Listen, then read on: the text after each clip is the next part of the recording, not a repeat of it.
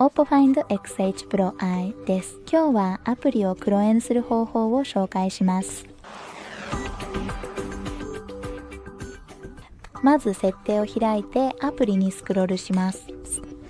次にアップクローナーを選択し、クローンしたいアプリの一つをクリックします。Create App の隣にあるグレーのスイッチャーを選択し、クローンを作成して待ちます。次にその2つのオプションを調整します。クローンしたアプリの名前は好きなように変更できて、保存を押します。最後に起動をタップして、利用可能なオプションの一つを選択します。アプリの黒 N を完全に駆除するには、その隣にある青いセターをクリックし、ポップアップで駆動を押します。ご覧いただきありがとうございます。この動画を楽しんでいいね、コメント、チャンネル登録をお願いします。さようなら。